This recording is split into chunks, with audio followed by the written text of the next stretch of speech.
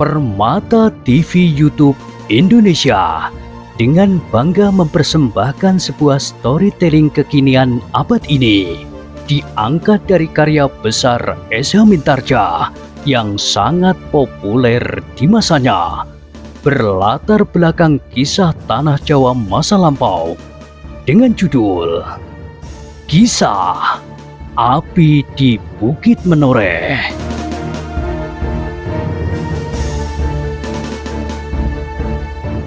Pada kesempatan yang sangat baik ini, kita masuk pada episode yang ke-698.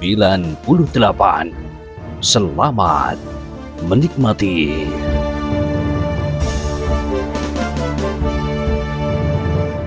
Di akhir kisah sebelumnya disebutkan, ketika orang itu pun kemudian membenahi diri, mereka mungkin harus berpacu sekencang-kencangnya di jalan kecil di seberang padukuhan jika perwira-perwira itu mengejar mereka. Sejenak kemudian mereka pun mulai dengan perjalanan cepat mereka. Kuda-kuda mereka yang tegar mulai berpacu melingkari padukuhan kecil yang sepi itu.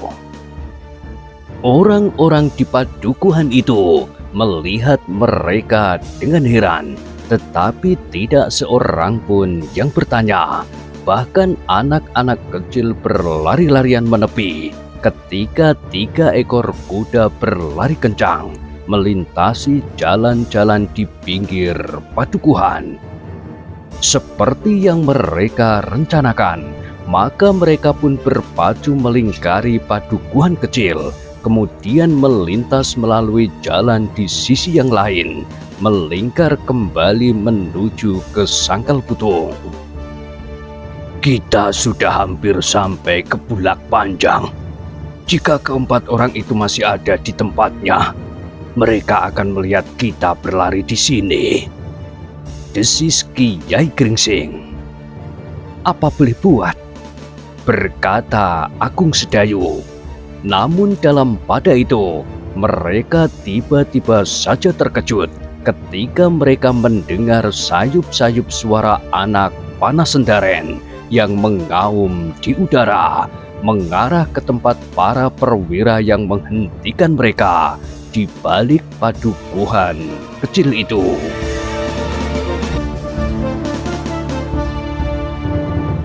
Suara panah Sendaren itu benar-benar telah menimbulkan kecurigaan yang sangat di hati Kiai Gringsing, Ki Waskita, dan Agung Sedayu. Jika panah Sendaren itu diberikan bagi para perwira yang telah mereka jumpai, berarti persoalannya menjadi gawat. Prajurit-prajurit yang dikatakan melakukan pemeriksaan itu tentu menemukan sesuatu yang penting dan mungkin berbahaya. Tetapi mungkin juga panah Sendaren itu diterbangkan oleh orang-orang yang bersembunyi di beberapa padukuhan yang justru sedang dicari oleh para prajurit Pajang itu. Agaknya mereka dengan demikian ingin memberikan isyarat kepada kawan-kawannya agar mereka menghindar jika masih ada kesempatan. Namun bagaimanapun juga, persoalannya memang sangat menarik untuk diketahui. Kita akan memacu kuda kita lepas Bulak Panjang itu. Apapun yang akan terjadi, terpaksa kita lakukan. Persoalannya menjadi sangat menarik bagi kita, berkata Kiai Gringsing. Sejenak kemudian mereka telah melecut kuda masing-masing dan berpacu secepat-cepatnya melintasi bulak yang barangkali dapat dilihat oleh keempat prajurit yang menghentikan mereka. Ketika mereka benar-benar muncul di Bulak Panjang, yang pertama-tama mereka lihat adalah jalan yang semula mereka lewati, jalan besar yang menuju ke Sangkal Putung. Sekali lagi mereka terkejut. Ternyata keempat perwira itu pun sedang berpacu menuju ke arah Sangkal Putung, sehingga dengan demikian mereka tidak melihat Kiai Gringsing dan kedua orang kawannya yang berpacu searah, tetapi lewat jalan yang lebih kecil. Karena mereka berada di bulak yang panjang, maka pandangan mereka sama sekali tidak terhalang. Batang padi yang tumbuh subur tidak cukup tinggi untuk menutupi derap kuda yang sedang berpacu dengan melontarkan debu yang keputih-putihan. Yang terjadi itu memang sangat menarik perhatian. Seakan-akan Kiai Gringsing, Ki Waskita dan Agung Sedayu sedang dihadapkan pada sebuah teka-teki yang sangat menarik, tetapi juga mendebarkan hati. Di ujung bulak jalan ini akan menjadi semakin jauh dari jalan besar itu, berkata Kiai Gringsing.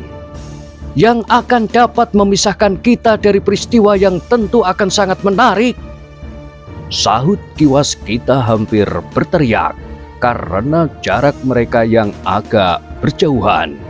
Kiai Gringsing termangu-mangu sementara kudanya berlari terus. Ketika mereka melihat jalan sempit melintas, maka Kiai Gringsing tiba-tiba saja memberikan isyarat bahwa ia akan berbelok. Jalan itu akan sampai ke jalan besar itu lagi, teriak Agung Sedayu yang ada di paling belakang. Tetapi Kiai Gringsing nampaknya tidak menghiraukannya ketika kudanya menjadi semakin dekat dengan jalan kecil yang memintas itu. Maka ia pun segera bersiap-siap untuk membelok, sehingga kecepatan derap kudanya menjadi agak berkurang. Ki Waskita agaknya sependapat dengan Kiai Gringsing. Yang mereka hadapi adalah peristiwa yang menarik.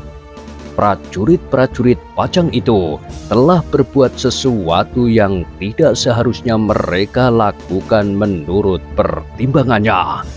Karena Kiai Gringsing dan Ki Waskita sudah berbelok pada jalan yang memintas itu, maka Agung Sedayu pun tidak dapat berbuat lain kecuali mengikuti mereka. Namun karena jalan terlalu sempit, maka kuda mereka tidak dapat berlari terlalu kencang. Meskipun demikian, keinginan mereka untuk melihat apa yang telah terjadi memaksa mereka sekali-kali melecut kudanya pula. Sesaat kemudian maka ketiga orang itu pun telah berada di jalan besar yang semula mereka lalui. Keempat perwira Pajang itu telah jauh di hadapan mereka, sehingga hanya debu yang terlontar dari kaki kuda mereka yang nampak mengepul tinggi. Dengan kecepatan penuh, ketiga ekor kuda itu berlari mengikuti para perwira yang mencurigakan itu. Bulak panjang itu ternyata hanya mereka tempuh dalam waktu yang pendek. Sesaat lagi mereka akan sampai ke sebuah padukuhan. Namun padukuhan itu pun tidak terlalu besar, sehingga kemudian mereka akan muncul lagi di bulak persawahan yang cukup panjang pula. Sementara mereka akan menjadi semakin dekat dengan hutan kecil yang membujur di sepanjang jalan. Kiai Gringsing yang berada di paling depan seakan-akan tidak sabar lagi mengikuti derap kaki kudanya. Seolah-olah ia ingin segera meloncat dengan langkah yang sangat panjang, menyusul keempat perwira yang mendahului mereka. Ketika mereka memasuki padukuhan, maka mereka terpaksa memperlambat kuda mereka agar tidak menimbulkan persoalan dengan orang-orang padukuhan itu. Jika ada anak-anak sedang berada di pinggir jalan atau sekelompok orang-orang yang sedang berada di mulut lorong, maka lari kuda yang terlampau kencang itu akan dapat menimbulkan persoalan tersendiri. Demikian mereka memasuki padukuhan, maka mereka sama sekali tidak melihat kesan-kesan yang menunjukkan bahwa daerah itu sedang ada di bawah pengawasan sekelompok prajurit yang sedang melakukan pemeriksaan. Mereka melihat kehidupan yang wajar seperti yang terjadi sehari-hari. Bahkan karena itu, maka derap kaki kuda merekalah yang telah menarik perhatian. Apalagi orang-orang itu baru saja melihat 4 orang berpacu pula melintas jalan padukuhan mereka. Tetapi betapa terkejutnya Kiai Gringsing, Ki Waskita dan Agung Sedayu ketika mereka muncul di mulut lorong saat mereka meninggalkan padukuhan itu. Di tengah-tengah bulak mereka melihat beberapa orang berkuda sedang berkerumun melingkar.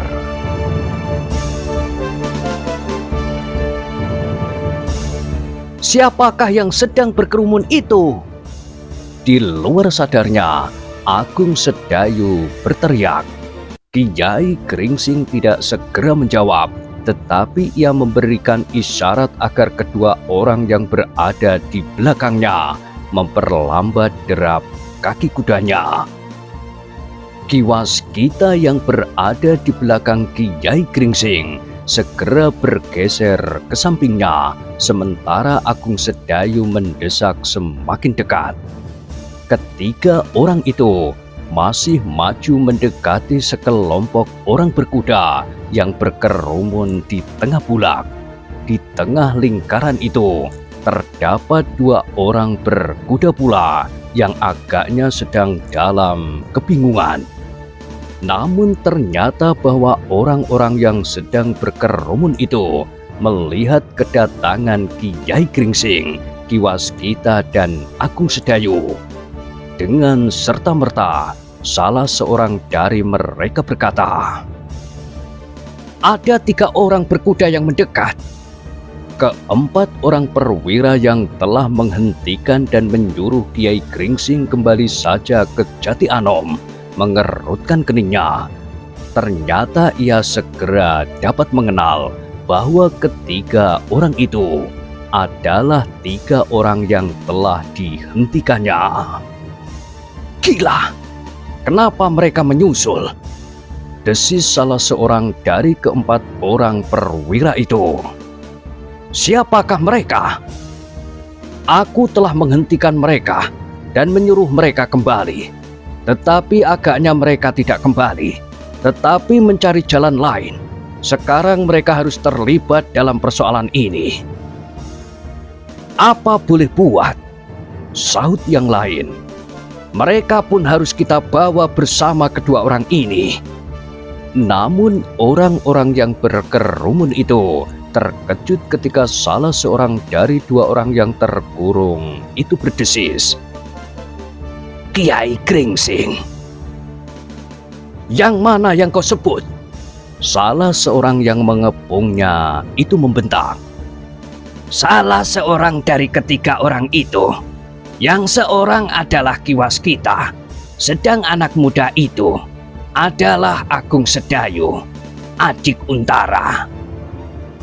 Wajah orang-orang yang mengepung itu menjadi tegang. Sejenak mereka saling berpandangan, namun semuanya sudah terlanjur.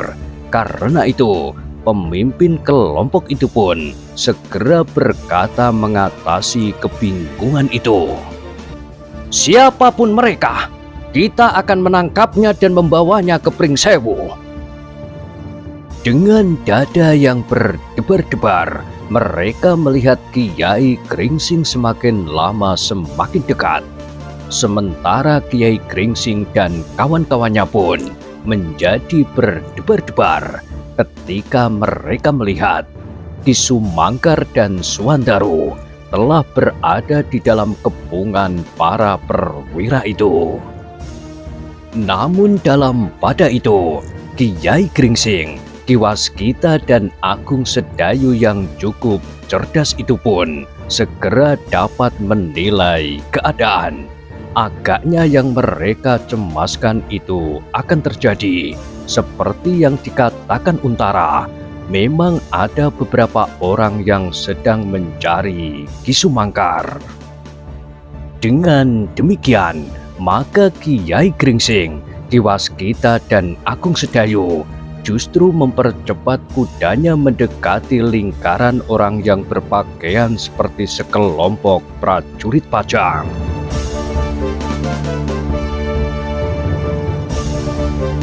Gila! Perwira yang telah menghentikan Kiai Gringsing itulah yang pertama-tama berkata, "Kau berusaha menipu kami, tetapi kau telah terjebak dan nasibmu berada di tangan kami." Kiai Gringsing mengerutkan keningnya. Ia melihat Ki Sumangkar dan Suandaru yang mengangguk kepadanya. "Siapakah mereka, Ki Sumangkar?" bertanya Kiai Gringsing tanpa menjawab kata-kata perwira itu. Ki Sumangkar tersenyum sambil menjawab, "Aku belum mengenal mereka, Kiai. Mungkin aku sudah pernah melihat 1-2 orang yang sebaya dengan umurku di antara mereka. Tetapi aku tidak mengenalnya lagi. Apakah mereka benar-benar perwira-perwira dari keprajuritan di Pajang?" "Kami prajurit-prajurit Pajang!" teriak salah seorang dari perwira itu. "Setiap orang dapat mengaku dirinya prajurit, tetapi sifat seorang prajuritlah yang menentukan apakah benar kalian seorang prajurit atau bukan. Pakaian dan kelengkapan yang ada pada kalian sama sekali tidak berarti apa-apa selain ciri-ciri lahiriah. Tetapi yang penting adalah watak, sikap dan perbuatan kalian," berkata Ki Sumangkar. "Persetan, kau menghina kami," geram salah seorang dari mereka. "Dengarlah," berkata Ki Sumangkar lebih lanjut. "Aku tidak percaya bahwa kalian adalah prajurit-prajurit Pajang. Kalian sama sekali tidak bersikap seperti seorang prajurit, apalagi seorang perwira. Karena itu justru aku ingin bertanya, dari manakah kalian mendapatkan pakaian dan kelengkapan seorang perwira?" "Gila! Aku adalah perwira prajurit Pajang." "Mungkin kau memang seorang perwira seperti kawan-kawanmu yang lain. Tetapi jiwamu dan tingkah lakumu sama sekali bukan jiwa dan tingkah laku seorang perwira." "Cukup!" teriak yang lain. "Kau telah berada di dalam kekuasaan kami. Jangan banyak bicara. Ikutlah kami kemana saja kami perintahkan." Ki Sumangkar termangu-mangu, tetapi Kiai Gringsing telah mendahului. "Baiklah Kisanak, kami tidak dapat mengelak. Jika saja kalian tidak berjumlah 10 orang, mungkin kami akan menentukan sikap lain. Jangan ribut, ikutlah kami. Jangan mencoba membuat persoalan yang akan dapat memperpendek umur kalian." "Tidak Kisanak, kami tidak akan berbuat apa-apa," Kiai Gringsing menjawab. Kemudian ia pun bertanya, "Apakah kami akan kalian bawa menghadap Ki Untara?" "Tidak." "Oh, jadi kami harus pergi ke Pajang." Perwira itu saling berpandangan sejenak. Namun salah seorang dari mereka berkata, "Jangan banyak cakap, ikutlah kami."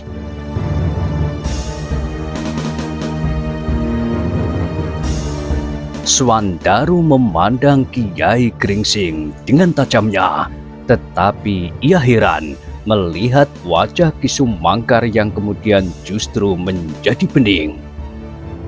"Ikut sajalah," desis Ki Sumangkar. Suandaru termangu-mangu. Tetapi ketika ia melihat Ki Waskita dan Agung Sedayu sama sekali tidak memberikan tanggapan apapun, maka ia pun berdiam diri meskipun dengan penuh kebimbangan. "Cepatlah!" geram pemimpin orang-orang yang menyebut dirinya prajurit Pajang itu. "Kita akan menyusur jalan ini, kemudian berbelok ke kanan." "Ke kanan?" bertanya Kiai Gringsing. "Apakah kita tidak akan ke Pajang?" Prajurit-prajurit itu termangu-mangu, tetapi yang agaknya pemimpin mereka menjawab, "Kemanapun kalian akan kami bawa, kalian tidak akan dapat ingkar. Bahkan apapun yang akan kami lakukan atas kalian."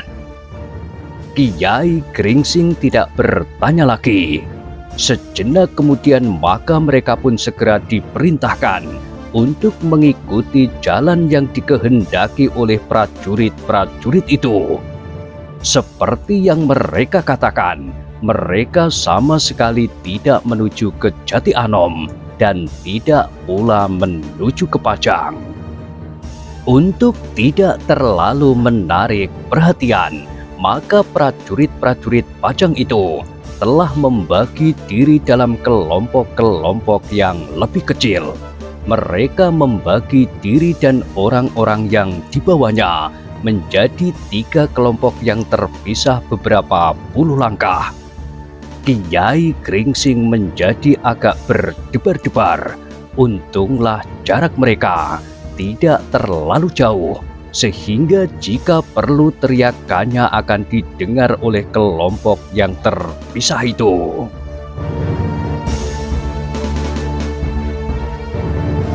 Ternyata mereka memintas lewat jalan sempit yang akan membelah daerah yang berhutan itu, meskipun tidak terlalu lebat, seperti hutan yang terdapat di sebelah Kadembangan Sangkal Putung. Namun kemudian mereka akan menyusuri daerah yang sepi, daerah Padang Ilalang yang belum digarap. Setelah menyusup beberapa daerah perdu yang lebat, mereka akan sampai ke ujung alas Tambak Boyo yang jarang disentuh oleh kaki manusia, yang terpisah oleh lebatnya hutan yang buas dan liar dari jalan yang biasa dilalui menuju ke Mataram. Dengan demikian, maka Kiai Gringsing dan kawan-kawannya segera mengetahui apakah yang akan dilakukan oleh orang-orang yang menyebut dirinya prajurit-prajurit Pajang itu. Agaknya seperti yang diperhitungkan oleh Kiai Gringsing, mereka akan menyingkirkan Ki Sumangkar yang telah mendengar beberapa bagian dari rencana mereka di lembah antara Gunung Merapi dan Gunung Merbabu. Tetapi Kiai Gringsing sama sekali tidak berbuat sesuatu. Ia mengikuti saja dengan patuh, seakan-akan ia sama sekali tidak menyadari apa yang bakal terjadi.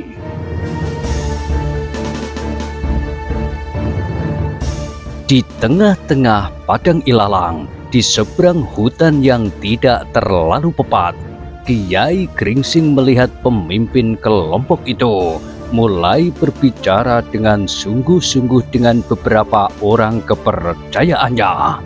Tetapi ternyata mereka belum menentukan sikap apapun juga. Baru ketika mereka sampai di daerah perdu yang lebat, maka Kiai Gringsing merasa perlu untuk berhati-hati.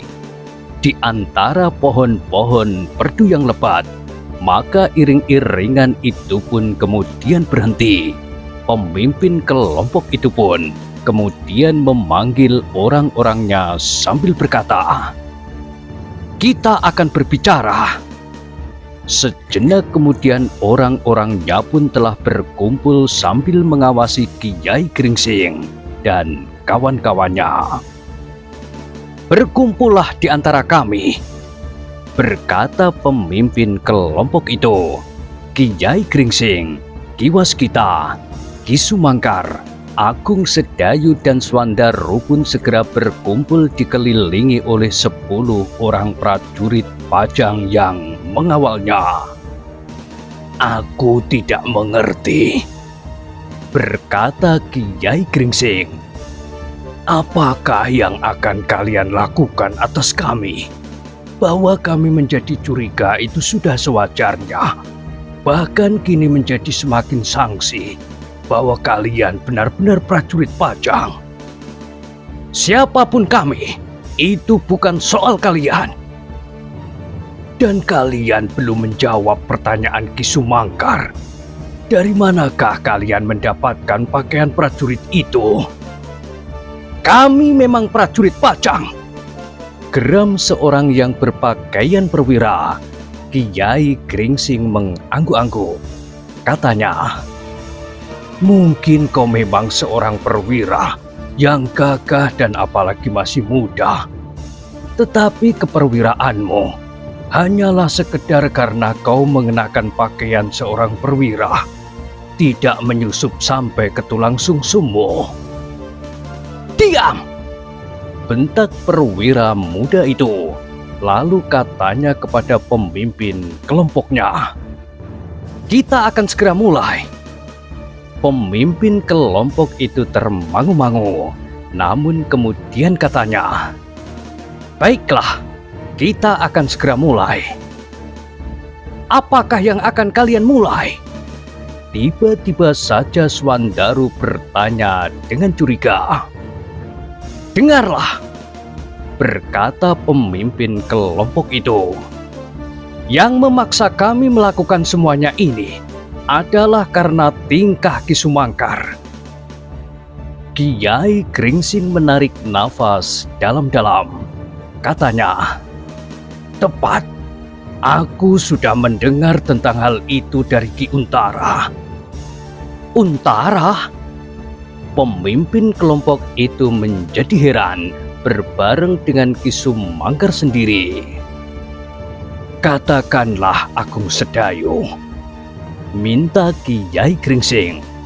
Agung Sedayu pun kemudian mengatakan apakah yang disebut oleh kakaknya, petugas-petugas sandi dari Pajang yang mengetahui persoalan yang terjadi di Bulak antara Sangkal Putung dan Jati Anom.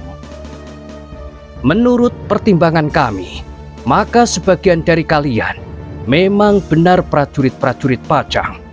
Tetapi prajurit-prajurit yang sudah mulai dengan rencana pengkhianatan," berkata Agung Sedayu kemudian. "Dan menurut perhitungan kami pula, kalian tentu akan mencari dan membungkam Ki Sumangkar sebelum Ki Sumangkar benar-benar menghadap Kakang Untara. Karena laporan Ki Sumangkar akan mempersempit daerah gerak kalian.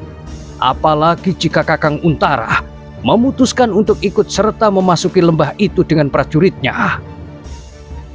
"Tutup mulutmu!" teriak seorang perwira muda. Tetapi pemimpin kelompok itu berkata, "Teruskan sampai tuntas. Aku ingin mendengar pendapatmu sebelum kami menentukan nasibmu." Agung Sedayu menarik nafas dalam-dalam.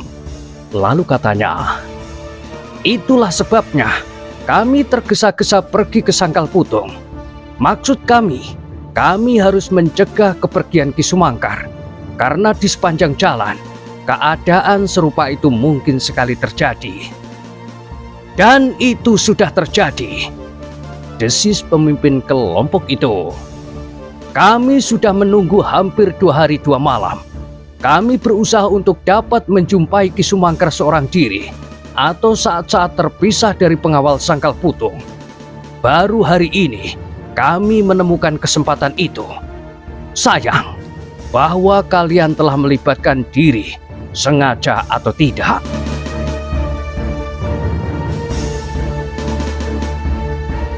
Agung Sedayu mengangguk-angguk. Dipandanginya Ki Sumangkar sejenak. Lalu katanya kemudian, "Dan hari ini, maksud kalian itu akan kalian lakukan?" "Ya, kami akan meyakinkan diri bahwa Untara tidak akan mendengar laporan dari Ki Sumangkar. Kami memang memperhitungkan bahwa Ki Sumangkar akan pergi menghadap Untara di Jati Anom. Itulah sebabnya kami diperintahkan untuk menunggunya sampai kapanpun. Ternyata kami tidak terlalu lama berada di hutan-hutan di sekitar Sangkal Putung ini. Petugas rahasia kami telah melihat Ki Sumangkar meninggalkan Sangkal Putung hari ini. Sekarang kita sudah bertemu, berkata Ki Sumangkar. Memang agaknya agak berbeda dengan perhitungan kalian. Dengan 10 orang, kalian akan dengan mudah membunuhku. Tetapi sekarang aku tidak sendiri. Di sini ada Kiai Gringsing dan 2 muridnya. Selebihnya ada pula Ki Waskita. Aku tahu bahwa dalam keadaan ini kita harus berbuat lebih banyak daripada yang kita rencanakan. Tetapi kalian berlima jangan terlampau sombong dan merasa bahwa kalian dapat melawan kami bersepuluh, berkata pemimpin kelompok itu. Tetapi maksud kami bukanlah untuk membunuh Ki Sumangkar, tetapi semata-mata berbuat sesuatu agar Ki Sumangkar tidak sempat menyampaikan laporan kepada Untara. Memang ada beberapa cara. Salah satu di antaranya adalah membunuhnya, berkata Kiai Gringsing. Tetapi cara yang manakah yang akan kau lakukan? Aku akan menawarkan cara yang terbaik bagi kalian. Kami akan membawa kalian menghadap pemimpin kami. Ialah yang akan menentukan apakah yang akan kami lakukan atas kalian. Tetapi jika kalian bersedia berada di antara kami, maka nyawa kalian tentu akan diselamatkan. Gila! Swandarulah yang tidak sabar dengan pembicaraan itu. Kau sangka kami tidak mempunyai kewajiban dan tanggung jawab di tempat kami masing-masing? Pemimpin kelompok itu menjawab dengan tenang. Tentu kami tidak akan mempedulikan apakah kau mempunyai kewajiban atau tidak. Yang penting bagi kami adalah pengamanan semua rencana kami. Aku pun tidak peduli dengan rencanamu. Jika saja guru tidak memberikan isyarat kepadaku, aku tidak akan mau kalian bawa ke tempat ini. Kiai Gringsing tersenyum. Katanya, aku salah. Aku kira kita akan dibawa ke suatu tempat yang dapat kita anggap penting. Tempat-tempat semacam itu akan memberikan banyak petunjuk kepada kita. Tetapi ternyata bahwa kita hanya dibawa ke tengah hutan seperti ini. Jangan banyak berbicara lagi, Kisanak. Suara pemimpin kelompok itu menjadi semakin keras. Kami tidak mempunyai banyak waktu. Kami memang ingin menawarkan beberapa cara penyelesaian. Kalian boleh memilih. Aku akan kembali ke Kademangan Sangkal Putung, geram Swandaru. Itu tidak mungkin, jawab pemimpin kelompok orang-orang yang mengaku sebagai prajurit Pajang itu. Kalian sudah terlanjur terlibat dalam persoalan yang mungkin tidak kalian kehendaki. Tetapi kalian tidak dapat mengelak. Nasib kalian telah membawa kalian kemari. Aku tidak peduli. Swandaru pun berteriak pula. Kisanak. Pemimpin kelompok itu masih mencoba untuk menahan diri. Kalian sudah berada di tangan kami. Jika kami membawa kalian kemari, semata-mata untuk menghindari ketegangan yang akan mencekam orang-orang di padukuhan di sekitar dari tempat peristiwa ini terjadi. Tetapi di sini tidak seorang pun yang akan melihat apa yang terjadi.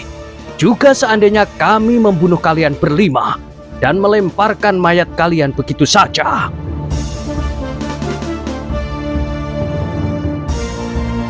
Menggelikan sekali. Swandaru menjawab dengan nada tinggi.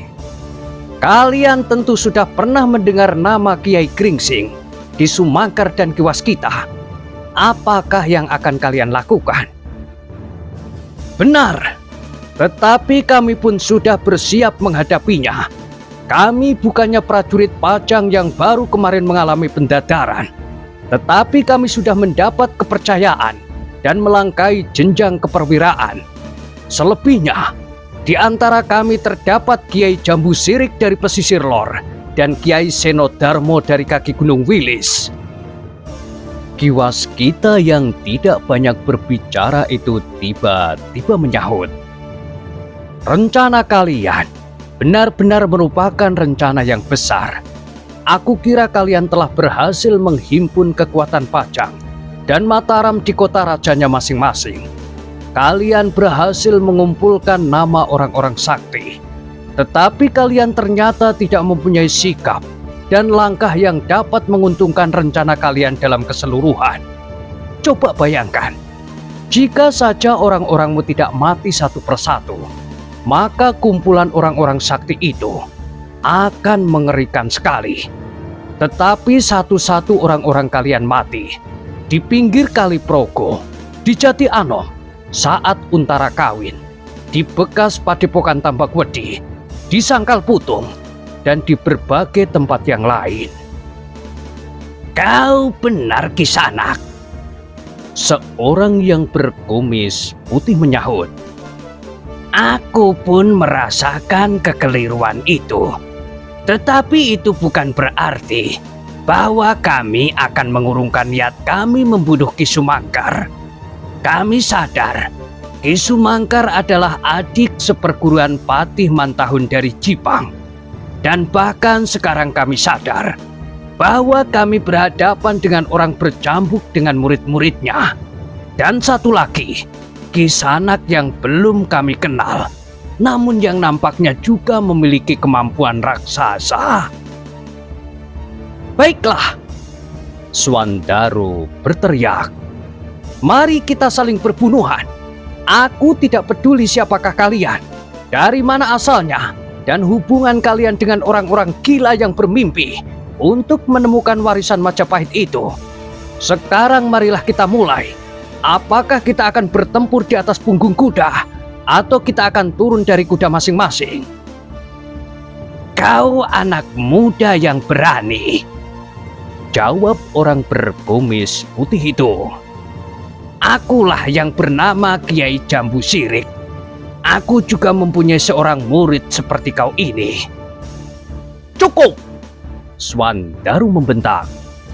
Kita akan bertempur sekarang. Pemimpin kelompok orang-orang yang berpakaian prajurit itu menjawab. Kita akan bertempur di atas kaki kita masing-masing. Swandaro ternyata adalah orang yang paling tidak sabar. Ia pun langsung meloncat turun dari kudanya. Namun ia masih sempat menambatkan kudanya pada sebatang pohon perdu. Yang lain pun segera berloncatan turun pula. Dan seperti Swandaro, mereka pun menambatkan kuda masing-masing. Yang telah terjadi akan terulang pula kali ini, geram Swandaro. Kalian akan kehilangan beberapa orang terbaik. Kiai Jambu Sirik dan Kiai Senodarmo adalah nama yang hanya sempat disebut beberapa kali dalam pergolakan yang akan terjadi kemudian. Orang yang bernama Kiai Jambu Sirik dan Kiai Senodarmo itu pun mengerutkan keningnya. Swandaro bagi mereka adalah anak muda yang aneh. Nampaknya ia terlalu yakin akan kemampuannya, sehingga tanpa ragu-ragu sedikit pun ia akan menghadapi jumlah yang 2 kali lipat.